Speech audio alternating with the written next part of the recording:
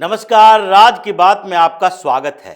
गिरगिट से भी ज्यादा तेजी से रंग बदलने वाले विपक्षी पार्टी के कुछ नेता, जिनके घरों में आजकल मातम मनाया जा रहा है, जब से ऑपरेशन सिंदूर सक्सेस हुआ है, जब से पूरा देश जश्न मना रहा है, कुछ लोगों, कुछ समुदायों को छोड़कर तब से इनके घरों में मातम मनाया जा रहा है। ऐसे प्रेस कॉन्फ्रेंस में सामने आए मल्लिकार्जुन खड़गे और राहुल गांधी, जैसे कि ये देश में खुशी का नहीं बल्कि कोई गम का माहौल है। गम तो था, लेकिन एक विशेष कम्युनिटी के लिए गम था, जिनके छाती पर सांप लौट रहे थे कि कैसे पाकिस्तान में घुसकर इस बार भारत ने जो तिरंगा लहराया है, जिहादियों की लाशें बिछाई है, उससे ये परेशान नजर आ रहे थे कि अब हमारे लिए कौन लड़ेगा। लेकिन उसी की परेशानी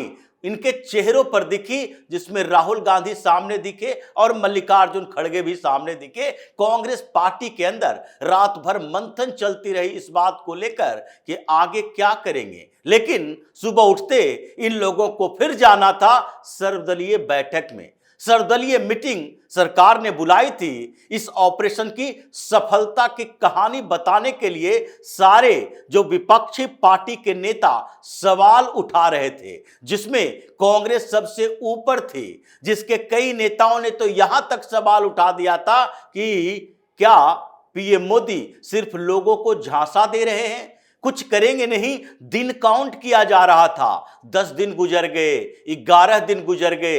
ये दिन बता बता कर एक तरह से भारतीय जनता पार्टी को टारगेट किया जा रहा था, पीएम मोदी को टारगेट किया जा रहा था, सेना को भी टारगेट किया जा रहा था कि सेना केवल ब्रीफिंग कर रही है। लेकिन अचानक से ये मामला सामने आया और पूरा का पूरा खेल पलट गया। जिसके बाद ये पलटा तो, लेकिन ये कहा जाता है कि दिल की बात जुबान पे आए या ना आए, लेकिन चेहरे पर दिखाई पड़ जाती है। अगर आपके दिमाग में कुछ और चल रहा है और बोलना कुछ और है, तो उस समय आपके चेहरे की रंगत जो है वो बयां कर देता है कि आप अभी खुश हैं, नाराज हैं, गुस्से में हैं, चिढ़े हुए हैं। इसलिए सर्वदलीय बैठक में सुबह सुबह उठकर आए मल्लिकार्जुन खड़गे।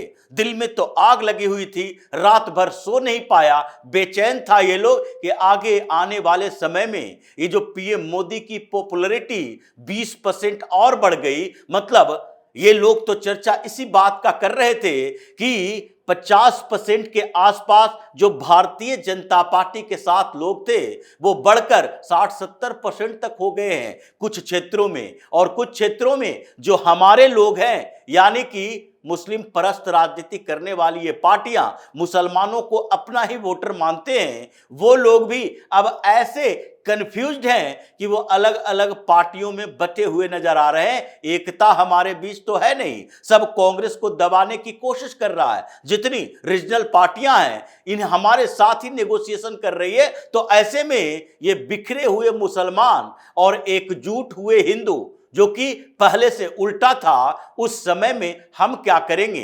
रात भर की बेचैनी, सुबह आके इनके चेहरे ऐसे लटके हुए थे। सर्वदलीय मीटिंग में पहुंच गए और राहुल गांधी को भी पहुंचना था मल्लिकार्जुन खड़गे के साथ, तो दोनों वहां पहुंचे। साथ में ये ओवैसी भी था, संजय सिंह, अरविंद केजरीवाल आजकल तो वनवास में चला गया है, कोप भवन में बैठा है। डर इस बात का है कि आगे कुछ समय के अंदर बेल कैंसिल ना हो जाए, क्योंकि ईडी ने अब हाई कोर्ट में यह कहा है कि ट्रायल शुरू होने वाला है और ट्रायल को रोक रहा है। ये सारे के सारे जो आरोपी हैं वो शराब घोटाले की बात कर रहे हैं। उसमें अभी 22 आरोपियों ने 300 से ज्यादा पिटीशन दायर किया कि हमें सीबीआई ने ये जानकारी नहीं दी, वो फाइल नहीं दी, वो नोटिंग नहीं दी, और इसके कारण ट्रायल रुका जा रहा है। इसलिए राउज एवेन्यू कोर्ट में भी सीबीआई ने कहा और ईडी ने हाई कोर्ट में यह दिया कि अंतरिम जमानत जो अरविंद केजरीवाल और मनीष सिसोदिया को मिली है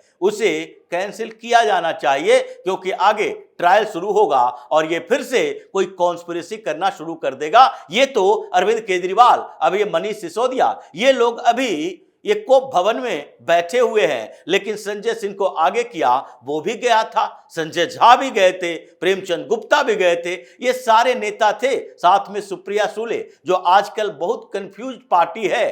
शरद पवार को समझ नहीं आ रहा किस मौके पर क्या बोलना चाहिए, क्या करना चाहिए। ये भी वही व्यक्ति हैं जो सिंधु नदी जल समझौता जब उस समय सस्पेंड किया गया तो शरद पवार भी सामने आकर बोलने लगे ये समाधान नहीं है, जल समझौते को सस्पेंड नहीं करना चाहिए, पाकिस्तान के लोग परेशान नहीं होने चाहिए, वहां के टेररिस्टों ने भारत पर अटैक किया, भारत के लोगों को मारा है, और धर्म पूछने की बात तो इन लोगों ने दरकिनार कर दिया था। उन्हीं की बेटी सुप्रिया सुले भी इस बैठक में आई, लेकिन इन लोगों के सवाल और इन लोगों के रंगत को देखते हुए जब सर्वदलीय बैठक में सरकार की तरफ से जानकारी दी जाने लगी, एक एक बात कही जाने लगी जिसमें कुछ ऐसे तथ्य थे जिसे सरकार बताना नहीं चाहती थी, और इसलिए जानकारी दी गई इस बात के लिए कि हमने पहले पाकिस्तान के खिलाफ कार्रवाई शुरू की, और इससे पहले के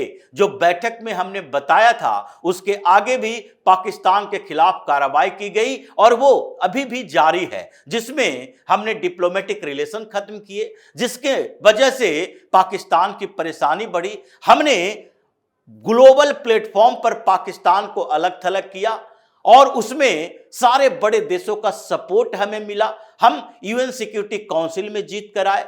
यूएन सिक्योरिटी काउंसिल में चीन ने भी इस बार पाकिस्तान का सहयोग नहीं किया, चुप्पी साधे रहा। यह भी हमारी बड़ी कूटनीतिक जीत है। और उसके साथ साथ हमने पाकिस्तान के ऊपर एक इकोनॉमिक स्ट्राइक भी किया है, जिसमें जिस तरीके से पाकिस्तान चारों तरफ घूम रहा है और उसमें हमने एक भी पैसे के लिए उसके हालात खराब किए हैं कि न एडीबी से मिले, न आईएमएफ से मिले और न ही वर्ल्ड बैंक से मिले। इन जगहों पर हमने अपनी बैटिंग कर ली है। और उसी तरीके से यह भी बताया गया कि हमने ट्रेड जो खत्म किए हैं पाकिस्तान के साथ, पोर्ट बंद किए हैं, उससे भी हर रोज पाकिस्तान को नुकसान हो रहा है। लेकिन यह सब जानकारी के बाद, क्योंकि 1.5 घंटे तक यह सर्वदलीय बैठक चली और इस बैठक में इन जानकारी के बाद सरकार ने बताया कि उसके बाद हमें टेररिस्ट कैंप पर अटैक करना था, क्योंकि पाकिस्तान के सेना को टारगेट नहीं किया जाना चाहिए और न ही वहां के सामान्य लोगों के खिलाफ हम युद्ध की घोषणा कर रहे थे। लेकिन जो टेररिस्ट कैंप थे उसमें हमने अटैक किया और यह हमारा ऑपरेशन सक्सेसफुल रहा, जिसमें हमें कोई नुकसान नहीं हुआ। यानी कि हमारे फाइटर पायलट को नुकसान नहीं हुआ, जेट को नुकसान नहीं हुआ और कोई भी कैजुअलिटी आर्मी के लेवल पर, एयरफोर्स के लेवल पर हमें नहीं हुआ। ये सारी जानकारी सरकार ने दी, लेकिन ये लोग तो बौखलाहट में था। इसको क्या चाहिए था? इसको चाहिए था सीक्रेट जानकारी, गोपनीय जानकारी।